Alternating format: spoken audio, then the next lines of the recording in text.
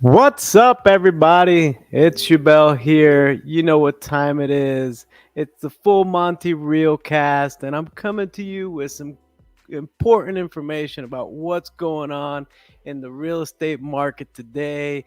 Here in the Orlando metro area, mainly, we're going to look at what's going on and how it affects you, whether you're buying or selling or planning on investing here. And, as you know, real estate is all local. I talk to agents all over the country all the time, and I get feedback what's going on in their market and comparing it to how it's going in our market here locally, just so that I can get an idea on the pulse of the market. But Florida is a very unique market as we have a lot of migratory buyers. We have a lot of tourism, and it ultimately affects the real estate market differently than it would in other parts of the country, such as Arizona or New Mexico, et cetera, et cetera. But the Florida real estate market is very resilient, and uh, economic events do affect us. We're not immune, but we do have a very strong real estate market here currently. And I wanted to share because no matter what you're doing in this real estate market, if you're buying or you're selling, you should know how it's going to affect you, and the trajectory of the real estate market all depends on these numbers. And these numbers are also affected by outside forces. But without any further ado, I'm going to jump into this real quick, try to make it as good as possible for you. If you have any questions, feel free to jump on that chat, and I'll answer any questions that I get. But one of the things that we want to look at, everybody wants to know how much is our properties appreciating, et cetera, et cetera. And that all has to do with what the affordability factor is, what people are willing to pay. And as of the last about year and a half, interest rates had been climbing, and climbing to a point that they went over 7% there for a little while.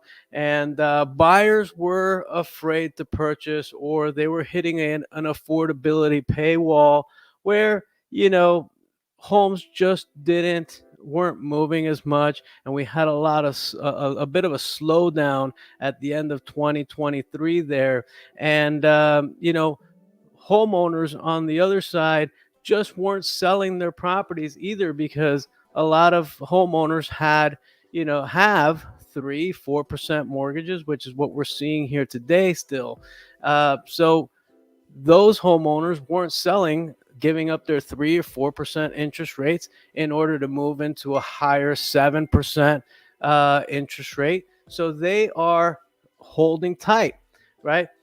Fast forward to the first quarter here of 2024, we're seeing a lot more sellers place their properties on the marketplace. They've seen that appreciation of their home has stabilized, right? So they're feeling confident that they could sell their home, and they're not going to be losing out on building a lot of more equity in their home. A lot of must move sellers are coming into the marketplace right now, and our inventory has grown a little bit. And with that being said, we're going to move here to some of the key numbers here to look at when you're looking at the data for what's going on, what's the health of the marketplace. And as you can see here, the average sales price, right? We're looking at a average sales price growth of 1.4%. Now, some areas have grown a little bit more. Some price points has grown a little bit less.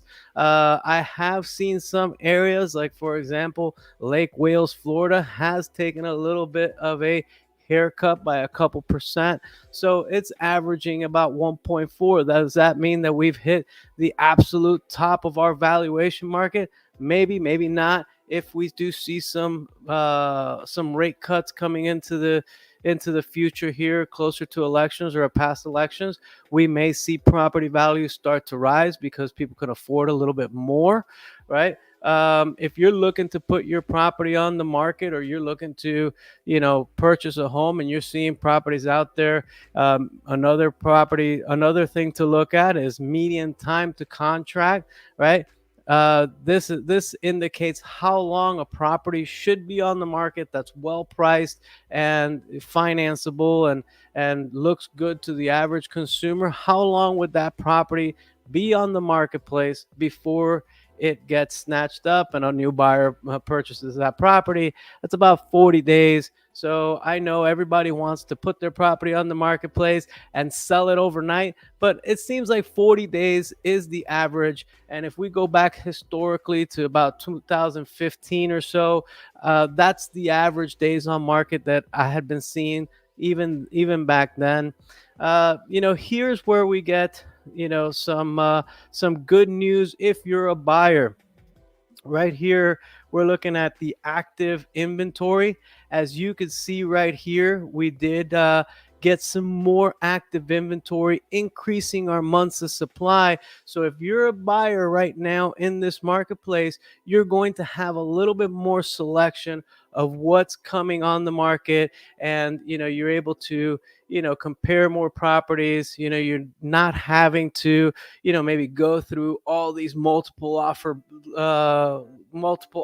bidding up situations, foregoing appraisals, foregoing inspections, all that. There is a little bit more competition in the market for your contract. Although if you're a seller, you're still in a good seller's market with 2.8 months of inventory. That means that, if you're a seller, there is still more buyers in the marketplace than there is homes. However, that is growing because not as many buyers are picking up all the properties that are coming in. So I expect that over the next couple of months, going into the summer here, that's going to grow a little bit more before we maybe take some of that off here by the summer. But it seems like an overall healthy market. We're moving into a more predictable market. If you're an investor in this market, right, we have a little bit of less cash sales in the marketplace, right? So if you're a cash offer investor, you're going to be able to, have a little bit less competition than you did the same time last year. And, at the end of the day, there are still great opportunities out there for investing, for buying, fix and flipping, or buy and holding. Although with current interest rates, you definitely have to make a good purchase right off the gate so that you can ensure that you're going to be cash flowing on these properties. But the activity seems very healthy here in the marketplace. And like I said, whether you're buying or selling, it looks like it's becoming a more predictable market, and you can go into it. Now, whether you're thinking of maybe buying now and refinancing later, I would be cautious of how much interest rates are going to drop. Make sure that you're purchasing something that you can afford today. I am seeing some great deals right now in the marketplace for new construction homes, right? New construction seems to be a great opportunity right now. I'm getting incentives of rate buy downs up to, down to like 4.99% APR. I'm seeing some great incentives. I saw a $25,000 and $35,000 sell buyer incentive program for another builder. So builders are actually now throwing money at these buyers to attract them. So if you're looking for a home right now, a great place to start looking is new construction homes. However, new construction homes in the area, are starting in the high threes for the most part. So, there is going to be a little bit of a premium that you're paying for new construction. But like I said, it's still a great deal because a lot of these builders are holding some inventory or want to make sure that they have buyers in place for the stuff that they're building. So they're willing to throw out some incentives out there to get you in the door. If you're looking for any more information about what's going on in the marketplace right now, hit me up. I'd love to chat with you. If you're thinking of putting your property on the market, want to know what your home would be worth in today's marketplace, let me know. Hit me up. I'd love to chat with you as well. And for all your questions and real estate needs, I'm here, the Real Cast with the full Monty. Have a good one, folks. Hope you found value in this video. Till next time.